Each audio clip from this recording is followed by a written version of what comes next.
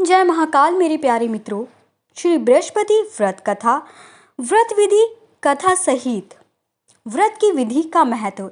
बृहस्पतिवार के व्रत में केले का पूजन करना चाहिए। कथा और पूजन के समय वचन, कर्म और मन से शुद्ध होकर इच्छा की पूर्ति के लिए बृहस्पति देव से प्रार्थना करनी चाहिए। मेरी मनोकामनाओं को बृहस्पति देव अवश्य पूर्ण करेंगे, ऐसा मन में दृढ़ विश्वास रखना चाहिए। दिन में एक ही समय भोजन करना चाहिए। पीले चने की दाल आदि का भोजन करें। नमक ना खाएं। पीले वस्त्र पहने। पीले फलों का ही प्रयोग करें। पीले चंदन से ही पूजन करें।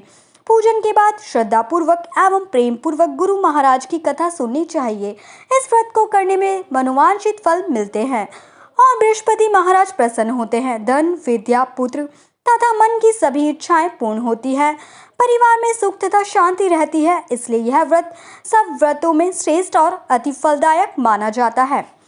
शुरू करते हैं व्रत कथा। बहुत समय पहले की बात है। भारत में एक राजा राज्य करता था। वह अति प्रतापी एवं दानी था। वह प्रतिदिन मंदिर में भगवत दर्शन करने जाता था और गुरु और ब्राह्मण की सेवा भी किया करता था। उसके द्वार से कोई भी याचक निराश नहीं लौटता था। वह प्रत्येक गुरुवार को व्रत रखता और पूजन करता था। हर दिन गरीबों की मदद करता था, परंतु यह सब बातें उसकी रानी पसंद नहीं करती थी। वह न व्रत करती थी और न किसी को एक भी पैसा दान रूप में देती थी। वह राजा को भी ऐसा करने से रोकती थी। यह उस समय की बात है जब राजा शिकार खेलने वन को चले गए थे। महल में सिर्फ रानी और दासी थी। उस समय गुरु बृहस्पति साधु का रूप धारण कर राजा के दरवाजे पर भिक्षा मांगने आए।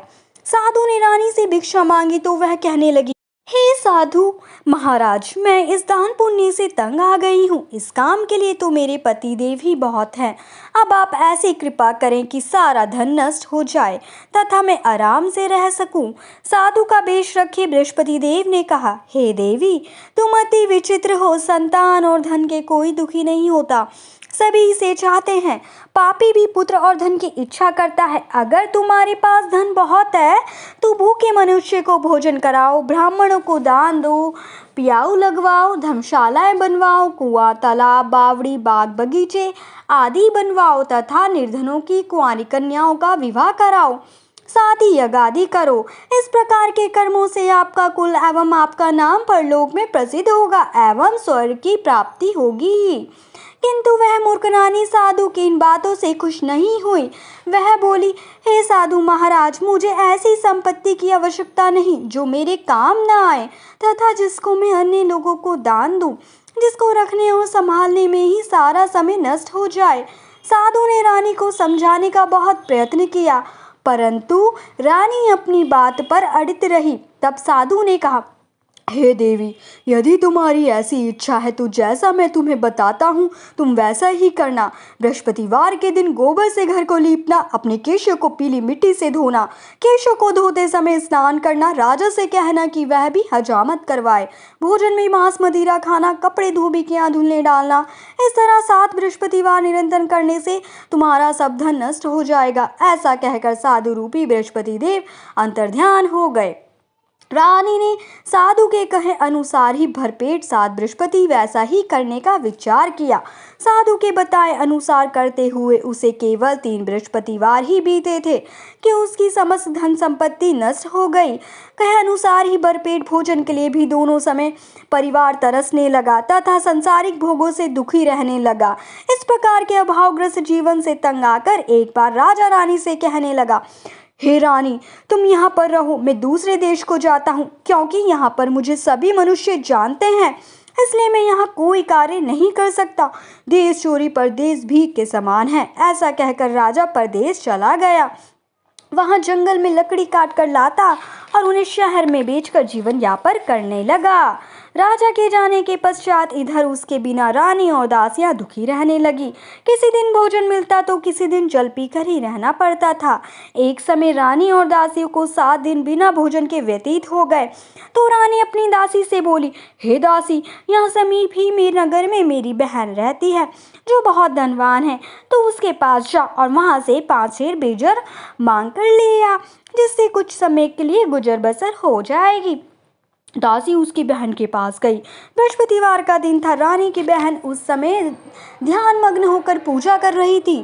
दासी ने रानी की बहन से कहा, हे रानी, मुझे आपके पास आपकी बहन ने भेजा है, मुझे 5 शेर बेजड़ दे दो।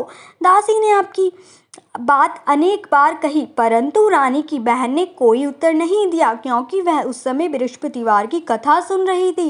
रानी की बहन से जब दासी को कोई अपेक्षित उत्तर नहीं मिला तो वह अति दुखी हुई। उसे क्रोध भी बहुत आया। लौटकर वह रानी से बोली, हे रानी, आपकी बहन तो बहुत धनी स्त्री है, परंतु वह अति घमंडी भी है। वह छोटे लोगों से बात भी नहीं करती। 5 शेर बेजड़ देने के लिए मैंने उससे बहुत कहा, परंतु उसने कोई उत्तर नहीं दिया। इस प्रकार मुझे निराश एवं खाली हाथ लौटना पड़ा। रानी बोली, हे दासी, इसमें मेरी बहन का किसी प्रकार का कोई दोष नहीं है। जब बुरे दिन आते हैं ना, तब कोई सहारा नहीं देता, अपने पराये हो जाते हैं। अच्छे बुरे का ज्ञान विपत्ति में ही होता है। जो ईश्वर की इच्छा होगी वही होगा। यह सब हमारे भाग्य का दोष है। उधर पूजा समाप्त होने के पश्चात रानी की बहन ने सोचा कि मेरी बहन की दासी आई थी, परंतु मैंने उसे कोई उत्तर नहीं दिया, इससे वह बहुत दुखी हुई होगी। कथा सुनकर तथा विष्णु भगवान का प्रसाद ग्रहण कर वह अपनी बहन के घर गई तथा बोली, हे बहन, मैं बृहस्पतिवार का व्रत कर रही थी, तुम्हारी दासी आई, परंतु कथा समाप्त होने से पहले पूर्व न उठते हैं और न बोलते हैं, इसलिए मैं नहीं बोली। बताओ दासी, किस कार्य से मेरे पास गई थी?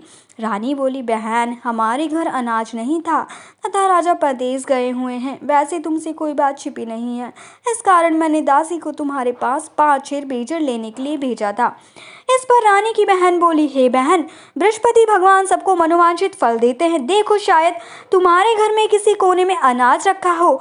यह सुनकर रानी की बहन की बातों से विस्मित दासी घर के अंदर गई तो वहां उसे एक घड़ा बेजड़ भरा पड़ा मिल गया। उसे बड़ा आश्चर्य हुआ, क्योंकि उसके अनुसार घर का एक एक बर्तन अन्न से खाली था। उसने बाहर आकर रानी को सारा वृत्तांत सुनाया। दासी अपनी रानी से कहने लगी, हे रानी, देखो, वैसे भी हमको जब अन्न नहीं मिलता तो वह भी व्रत समान ही है। अगर इनसे व्रत की विधि तथा कथा पूछ ली जाए तो बृहस्पतिवार का व्रत हम भी किया करेंगे। और फिर दासी के कहने पर रानी ने अपनी बहन से बृहस्पतिवार व्रत पूजन विधि एवं नियमों के बारे में विस्तार से पूछा। उन्होंने बताया, जो बृहस्पतिवार के व्रत में चने की दाल और मुनक्का से विष्णु भगवान का केले की जड़ से पूजन कर दीपक जलाता है, पीला भोजन ग्रहण करता है, पीले वस्त्र धारण करता है तथा प्रेम पूर्वक बृहस्पति भगवान की कथा सुनता है, इस प्रकार करने से गुरु भगवान उस भक्त से प्रसन्न होते हैं, धन अन्न पुत्र देते हैं, मनोवांछित मनोकामना पूर्ण करते हैं। व्रत एवं पूजन की विधि बताकर रानी की बहन अपने घर लौट गई। तत्पश्चात रानी और दासी दोनों निश्चय किया, बृहस्पति देव भगवान का व्रत एवं पूजन जरूर करेंगे। 7 दिन पश्चात जब बृहस्पतिवार आया तो दोनों ने व्रत रखा। गुड़साल में जाकर चना और गुड़ बीन लाई और उसकी दाल बनाकर केले की जड़ में विष्णु भगवान का पूजन किया। अब भोजन पीला कहाँ से आए, यह सोचकर दोनों बड़ी दुखी हुई, परंतु उन्होंने व्रत किया था, इसलिए बृहस्पति देव भगवान उनसे प्रसन्न थे। एक साधारण व्यक्ति के रूप में वो 2 थालों में सुंदर पीला भोजन लेकर आए और दासी को साधारण व्यक्ति के रूप में 2 थालों में सुंदर पीला भोजन लेकर आए और दासी को देकर बोले, हे दासी, यह भोजन तुम्हारे और रानी के लिए है, तुम दोनों ही इसे ग्रहण करना। दासी भोजन पाकर अति प्रसन्न हुई और रानी से बोली, हे रानी, भोजन कर लो। रानी को भोजन के विषय में कुछ पता नहीं था, इसलिए वह दासी से बोली, जा, तू ही भोजन कर, क्योंकि तू व्यर्थ में हमारी हंसी उड़ाती है। दासी बोली, हे रानी, एक व्यक्ति इसलिए भोजन दे गया है। रानी बोली, वह भोजन तेरे लिए ही दे गया है, इसलिए तू ही भोजन कर। दासी ने कहा, हे रानी, वह व्यक्ति हम दोनों के लिए 2 थालों में भोजन देकर गया है, अतः मैं और आप दोनों ही साथ साथ भोजन करेंगी। दोनों ने गुरु भगवान को धन्यवाद एवं नमस्कार कर भोजन प्रारंभ किया। उसके बाद से दोनों प्रत्येक बृहस्पतिवार को गुरु भगवान का व्रत और पूजन करने लगी। बृहस्पति भगवान की कृपा से उन दोनों की भोजन एवं धन की कमी दूर हो गई, परंतु रानी फिर पुनः पहली प्रकार से आलस्य करने लगी। तब दासी ने कहा, हे रानी, आप पहले भी इसी प्रकार आलस्य करती थी। आपको धन संभालने एवं दान देने में कष्ट होता था, इसी कारण सभी धन नष्ट हो गया और हमारी ऐसी दुर्दशा हो गई। अब गुरु भगवान की कृपा से धन मिला है तो आपको फिर आलस्य हो रहा है। बड़े कष्टों के बाद आपने ये धन पाया है, इसलिए आपको दान पुण्य करना चाहिए। भूखे मनुष्य को भोजन कराओ, ब्राह्मणों को दान दो, पियाई लगवाओ, कुआं, तालाब, बावड़ी आदि का निर्माण कराओ, कुंवारी कन्याओं का विवाह करवाओ, मंदिर पाठशाला बनवाकर दान दो, धन को शुभ कार्यों में खर्च करो, जिससे आपके कुल का सम्मान बढ़े तथा आपको स्वर्ग प्राप्त हो एवं आपके प्रीत प्रसन्न हो। दासी की बात मानकर रानी ने इसी प्रकार के सत्कर्म करने प्रारंभ किए। इस प्रकार करने से उसका काफी यश फैलने लगा। कुछ दिनों बाद एक दिन रानी और दासी आपस में विचार करने लगी कि ना जाने राजा किस दिशा में होंगे, उनकी कोई खोज खबर नहीं है। रानी राजा की कोई खबर न पाकर उदास रहने लगी।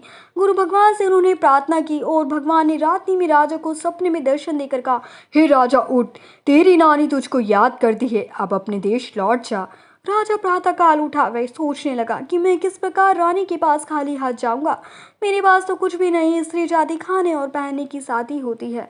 पर प्रभु की आज्ञा मानकर वह अपने नगर को चलने को तैयार हुआ। परदेश में राजा बहुत दुखी रहने लगा। प्रतिदिन जंगल से लकड़ी बीन कर लाता और उसे शहर में बेचकर अपने दुखी जीवन को बड़ी कठिनाई से व्यतीत करता था। एक दिन राजा दुखी होकर अपने पुराने दिनों को याद करके रोने लगा। उस जंगल में बृहस्पति देव एक साधु का रूप धारण कर आए और राजा से बोले, हे लकड़हारे, तुम इस व्यावान जंगल में किस चिंता में बैठे हो, मुझे बतलाओ। यह सुनकर राजा की आंखों में आंसू भर आए और वह साधु को प्रणाम कर बोला, हे प्रभु, आप सब कुछ जानने वाले हैं। इतना कहकर राजा ने साधु को अपनी समस्त व्यथा सुना दी।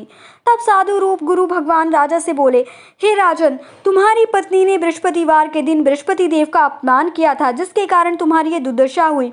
अब तुम किसी प्रकार की चिंता मत करो, भगवान तुम्हें पहले से अधिक धन प्रदान करेंगे। देखो, तुम्हारी पत्नी ने बृहस्पतिवार का व्रत प्रारंभ कर दिया है।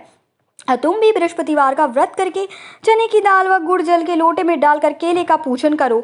फिर कथा कहा या सुनो, भगवान तुम्हारी सभी इच्छाओं की पूर्ति करेंगे। साधु के वचन सुनकर राजा बोला, हे प्रभु, मुझे लकड़ी बेचने से इतना पश्चात धन नहीं मिलता कि भोजन करने के उपरांत कुछ बचा सकूं। मैंने रात्रि में अपनी रानी को व्याकुल एवं व्यथित देखा है। मेरे पास कोई साधन नहीं है जिससे उसका समाचार भी जान सकूं। इसके अतिरिक्त मैं बृहस्पति देव की कथा भी नहीं जानता हूं, जिसे कह या सुनकर मैं व्रत धारण कर भगवान बृहस्पति का पूजन कर सकूं। साधु ने कहा, हे राजा, तुम किसी बात की चिंता ना करो। बृहस्पतिवार के दिन नित्य भांति लकड़ियां लेकर शहर में जाओ। तुम्हें रोज से दुगना धन प्राप्त होगा, जिससे तुम भली भांति भोजन कर लोगे तथा गुड़ एवं चने का प्रसाद खरीदकर बृहस्पति देव की पूजा भी कर सकते हो। बृहस्पतिवार की कहानी इस प्रकार है। प्राचीन समय में एक बहुत ही निर्धन ब्राह्मण था। उसके कोई संतान नहीं थी। ब्राह्मण नित्य पूजा पाठ करता। ब्राह्मण स्वभाव से दयालु तथा धार्मिक विचार वाला व्यक्ति था, परंतु उसकी पत्नी बहुत मलिनता के साथ रहती थी। वह ना तो स्नान करती थी और ना किसी देवता का पूजन करती। सुबह उठते ही सर्वप्रथम भोजन करती, बाद में घर के अनेक कार्य करती। अपनी पत्नी की ऐसी आदत के कारण ब्राह्मण देवता बहुत दुखी रहने लगे। वे अपनी पत्नी को बहुत समझाते, किंतु उसका कोई परिणाम ना निकलता। भगवान की कृपा से ब्राह्मण की स्त्री की कन्या उत्पन्न हुई। वह कन्या ब्राह्मण के घर में बड़ी होने लगी। वह बालिका प्रातःकाल ही स्नान करके भगवान विष्णु का जप करती, बृहस्पतिवार का व्रत भी करने लगी। पूजा पाठ समाप्त कर पाठशाला जाती तो अपनी मुट्ठी में जो भर कर ले जाती और पाठशाला जाने के रास्ते में डालती जाती। भगवान बृहस्पतिवार की कृपा से वह जो स्वर्ण के हो जाते तो लौटते समय उनको बीन कर घर ले आती। एक दिन वह बालिका सूप में उन सोने के जो को फटक कर साफ कर रही थी। तभी उसकी माँ ने उसे देख लिया और कहा, हे बेटी, सोने को जो को फटकने के लिए सूप भी सोने का होना चाहिए। दूसरे दिन बृहस्पतिवार था। कन्या ने व्रत रखा और भगवान बृहस्पतिवार से प्रार्थना करके कहा, हे प्रभु, यदि मैंने सच्चे मन से श्रद्धापूर्वक आपका पूजन एवं व्रत किया हो तो कृपया मुझे सोने का सूप दे दो। बृहस्पति देव ने उसकी प्रार्थना स्वीकार कर ली। नित्य की भांति वह कन्या जो फैलाती हुई पाठशाला चली गई। पाठशाला से लौटकर जब वह जो बीन रही थी तो बृहस्पति भगवान की कृपा से उसे सोने का सूप प्राप्त हुआ। उस सोने के सूप को वह घर ले आई और उसने जो साफ करने लगी, परंतु उसकी माँ का आचरण वैसा ही रहा। एक दिन वह कन्या सोने के सूप में जो साफ कर रही थी, उसी समय अचानक उस नगर के राजकुमार वहां से होकर निकला। कन्या के रूप एवं कार्य को देखकर राजकुमार कन्या पर मोहित हो गया। राजमहल लौटकर राजकुमार अन्न तथा जल त्याग कर उदास होकर लेट गया।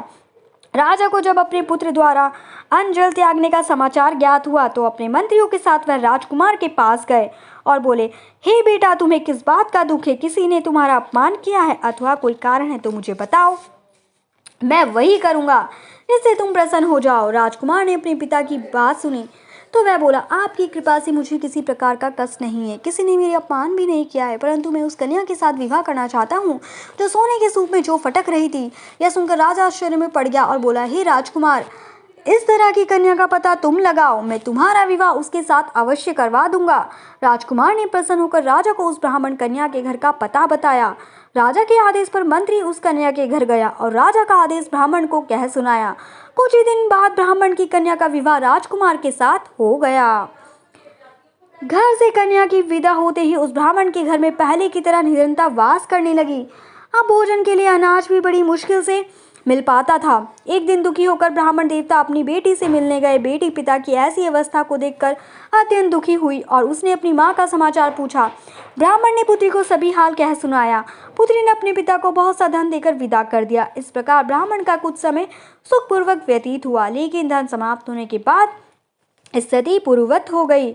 ब्राह्मण फिर अपनी पुत्री के यहाँ गया और उससे सभी हाल कह सुनाया। पुत्री बोली, हे पिताजी, आप अपने माता जी को यहाँ लिवा लाओ, मैं उन्हें वह विधि बता दूंगी जिससे दरिद्रता दूर हो जाए। ब्राह्मण देवता अपनी पत्नी के साथ लेकर राजमहल अपनी पुत्री के पास पहुंचे तो पुत्री अपनी माँ को समझाने लगी, हे माँ, तुम सुबह उठकर सर्वप्रथम स्नान आदि करके भगवान विष्णु का पूजन किया करो तो सब निरंतरता दूर हो जाएगी। परंतु उसकी माँ ने उसकी एक ना मानी। वह सुबह उठकर सर्वप्रथम अपनी पुत्री का बजाय जूठन खा लेती थी। एक दिन उसकी बेटी को अपनी माँ पर बहुत गुस्सा आया। उसने एक रात एक कोठरी से सारा सामान निकालकर अपनी माँ को उसमें बंद कर दिया। प्रातः कोठरी से अपनी माँ को निकालकर तथा स्नान आदि करा के पूजा पाठ करवाया तो उसकी माँ की बुद्धि ठीक हो गई। इसके बाद वह प्रतिदिन पूजा पाठ करती और प्रत्येक बृहस्पतिवार को व्रत भी रखने लगी। इस व्रत के प्रभाव से उसकी माँ भी अत्यंत धनवान तथा पवित्रता को हो गई और बृहस्पति देवता की कृपा से वृद्धावस्था में मृत्यु को प्राप्त कर स्वर्ग को गई। वह ब्राह्मण भी सुरपूर्वक इस लोक का सुख भोग कर स्वर्ग को प्राप्त हुआ। इस प्रकार कहानी कहकर साधु देवता वहां से अंतर्ध्यान हो गए। धीरे धीरे समय बीत गया तथा बृहस्पतिवार का दिन आ गया। लकड़हारा रूपी राजा जंगल से लकड़ी काट कर किसी शहर में बेचने गया। आज उसे और भी दिन से अधिक धन मिला। राजा ने चना गुड़ आदि लाकर भगवान विष्णु का पूजन किया तथा बृहस्पतिवार का व्रत किया। उस दिन से उसके सभी कष्ट दूर हो गए, परंतु अगले बृहस्पतिवार को वह व्रत करना भूल गया। इस कारण बृहस्पति भगवान ने उसे रुष्ट हो गए। इस दिन उस नगर के राजा ने विशाल यज्ञ का आयोजन किया तथा अपने समस्त राज्य में घोषणा करवा दी कि कोई भी मनुष्य अपने घर में भोजन ना बनाए और आग भी ना जलाए। सब लोग मेरे यहाँ भोजन करने आए। इस आज्ञा को जो नहीं मानेगा उसको सूली पर लटका दिया जाएगा। राजा की आज्ञा अनुसार राज्य के सभी निवासी राजा के भोज में सम्मिलित होने गए, परंतु लकड़हारा रूपी राजा विलंब से पहुंचा, इसलिए राजा को उसके भोजन कराने अपने साथ महल में ले गए। जब राजा लकड़हारे को भोजन करा रहे थे तो रानी की दृष्टि उस खूंटी पर पड़ी जिस पर उसका नौलख का हार लटका हुआ था। उसे हार को खूंटी पर लटका दिखाई नहीं दिया। रानी को निश्चय हो गया कि मेरा हार इस लकड़हारे ने चुरा लिया। उस समय रानी की जिद पर राजा ने सैनिक बुलवाकर लकड़हारे को जेल में डलवा दिया। जेल खाने में बंद वह लकड़हारा बहुत दुखी होकर विचार करने लगा कि ना जाने कौन से पूर्व जन्म के कुकर्म से मुझे यह दुख प्राप्त हुआ है। जेल में बंद लकड़हारा भगवान बृहस्पति को याद करने लगा। तत्काल बृहस्पति देव साधु के रूप में प्रकट हो गए और उसकी दशा देखकर कहने लगे, अरे मूर्ख, तू बृहस्पतिवार को बृहस्पति देव की कथा तथा व्रत करना भूल गया, इस कारण तुझे दुख प्राप्त हुआ है। अब किसी प्रकार की चिंता मत कर। बृहस्पतिवार के दिन जेल खाने को दरवाजे पर तुझे 4 पैसे पड़े मिलेंगे, तो उन पैसों से प्रसाद मंगाना, भगवान बृहस्पति का पूजन तथा व्रत कहना, कथा का प्रसाद स्वयं भी ग्रहण करना, दूसरों को भी खिलाना। इस प्रकार करने से तुम्हारे सभी कष्ट दूर हो जाएंगे। अगले बृहस्पतिवार राजा को जेल के द्वार पर 4 पैसे पड़े मिले। राजा ने पूछा, सामान मंगवा कथा कही और प्रसाद बांटा। उसी रात बृहस्पति देव ने उस नगर के राजा को सपने में दर्शन देकर कहा, ए राजा, तूने जिस आदमी को जेल खाने में बंद कर रखा है वह निर्दोष है, वह राजा है, उसे छोड़ दो। रानी का नौलंक का हार उस खूंटी पर लटका हुआ है, अगर तू ऐसा नहीं करेगा तो मैं तेरे राज्य को नष्ट कर दूंगा। राजा सुबह उठा और खूंटी पर हाथ लटका देखकर लकड़हारे को बुलाकर उससे क्षमा याचना की तथा राजा के योग्य सुंदर वस्त्र आभूषण भेंट कर उसे विदा किया। बृहस्पति देव की आज्ञा अनुसार राजा अपने नगर को चल दिया। जब वह नगर के निकट पहुंचा तो उसे बहुत आश्चर्य हुआ। वह पहले से अधिक तालाब, बाग और कुएं तथा बहुत सी धर्मशालाएं, मंदिर आदि बने हुए थे। राजा ने जब नगरवासियों से पूछा कि यह बाग, तालाब, धर्मशालाएं एवं कोई किसके द्वारा बनवाए गए हैं, तब नगर के सब लोग कहने लगे कि यह सब रानी और दासी द्वारा बनवाए गए हैं। राजा को बहुत आश्चर्य हुआ, परंतु क्रोध भी बहुत आया। जब रानी ने यह खबर सुनी कि राजा आ रहे हैं तो उसने दासी से कहा, हे दासी, देख, राजा हमें अति दीन अवस्था में छोड़कर गए थे। वह हमारी ऐसी हालत देखकर कहीं द्वार से लौट ना जाए, इसलिए तू द्वार पर खड़ी हो जा। रानी के आज्ञा अनुसार दासी दरवाजे पर खड़ी हो गई। जब राजा आए तो उन्हें अपने साथ महल में लिवा लाई। जब राजा ने क्रोध करके अपनी तलवार निकाली तो रानी ने पूछा, बताओ, इतना धन तुम्हें कैसे किस प्रकार प्राप्त हुआ है? तब रानी ने बताया कि यह सब हम धन बृहस्पतिवार के व्रत के प्रभाव से प्राप्त हुआ है। अब राजा ने निश्चय किया कि 7 दिन तो सब बृहस्पति देव का पूजन करते हैं, परंतु मैं प्रतिदिन 3 दिन में 3 बार कथा कहूँगा तथा नित्य व्रत किया करूँगा। अब हर समय राजा के दुपट्टे में चने की दाल बंधी रहती थी तथा दिन में 3 बार यह कथा कहता। ऐसे ही एक दिन राजा ने विचार किया कि चलो अपनी बहन के यहाँ हो आऊं। ऐसा निश्चय कर राजा घोड़े पर सवार होकर अपनी बहन के यहाँ चल दिया।